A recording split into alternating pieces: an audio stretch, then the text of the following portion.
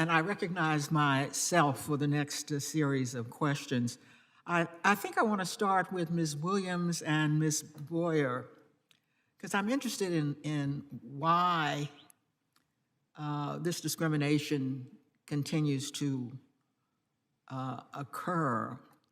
Now, you would have the same ability, even more experience, if the DBE program went away.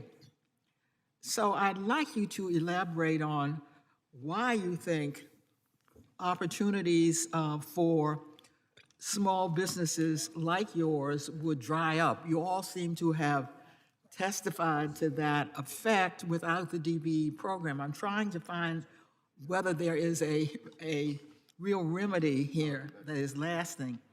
For example, do you think that these contracts are based on personal relationships that these companies have? Is it based on the size? They prefer larger companies? Is it based on the nature of the competition? Indeed, are they competed? Trying to get at the cause of what you have, virtually all of you have elaborated as continuing discrimination, notwithstanding the DBE program. So I would start with Ms. Williams, I guess. Thank you so much. I think that one of the unintentional consequences of the DBE program is that we have set ourselves up, or the program is set up to invite and encourage the checkbox.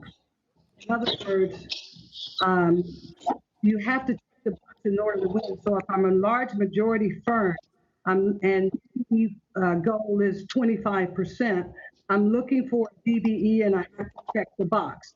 If I'm a large majority firm, I'm going to get 51 to 60% of the project. And so if I can give out, I got to give out 25. I mean, it's all in numbers.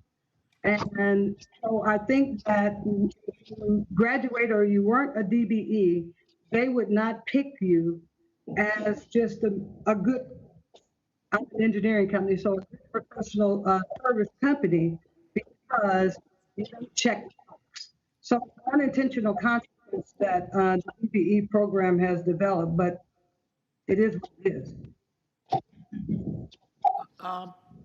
Ms. Boyer, do you have any views on Yes, this?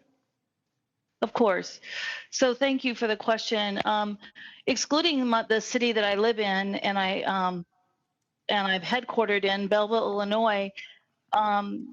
They give us work because we are right here in their community, serving their needs, going the extra mile all the time, and we do excellent work. And it doesn't matter if I'm a DBE here, because this is where I work, and this is and they know me. So I think a lot of it has to do with relationships, although it's also about the culture of our nation. And so even though I work with large engineering firms and we give work back and forth all the time, I think for us in Illinois, it has more to do with the Illinois Department of Transportation really emphasizes that they want DBEs to succeed, and they want prime firms to be giving DBEs chances to lead, and they know the only way that they're going to win the work is to work with DBEs, because that's what the state wants. So it's all about winning. It's all about getting a leg up. And if a firm, I say non-DBE firm, thinks that they're going to have a better chance to win with a DBE, then we're great. Even if we do fantastic work, they won't use us if they don't have to, because it's all about winning the most. It's all about this individual culture that we have in the U.S. is that more for me, the more for me, the better. And the only way people are going to share is if they're made to share. I hate to say it.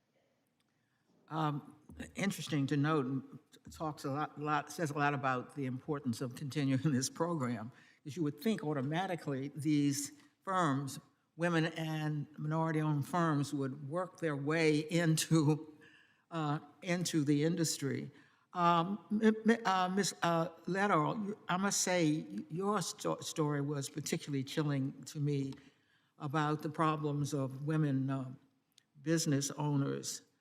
And I'm trying to find out the difference between waivers and graduation from the program. I am confused on that. What is your response for those who believe that that the program should exclude automatically certain groups once they have attained what is known as parity in the market? Well, thank you for that question. It's a great one.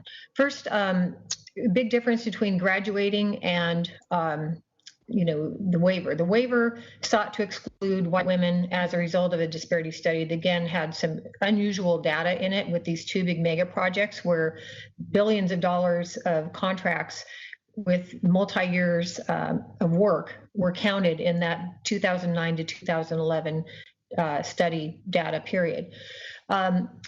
Other firms, ironically, the two biggest firms in our state, one is Valley Electric, one is Elcon Electric, both used to be DBE firms, but they were allowed the time and the length and the runway to grow and to graduate from the program. Elcon's owned by African-American gentlemen, and Valley Electric was owned by a woman-owned minority or majority business.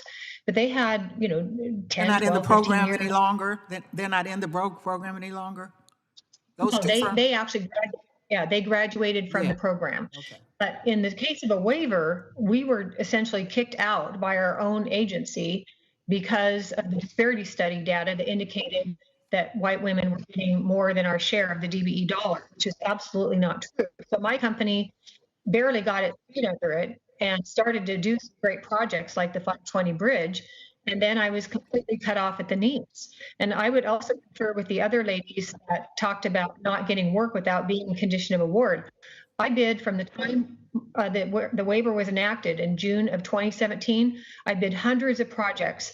I pulled out every networking. I begged, I pleaded. I mean, I had never not finished a job on time or ahead of schedule. I'd done multiple millions of dollars worth of work, never with a problem. And I could not get a single job. And that is because discrimination is even more real than I thought.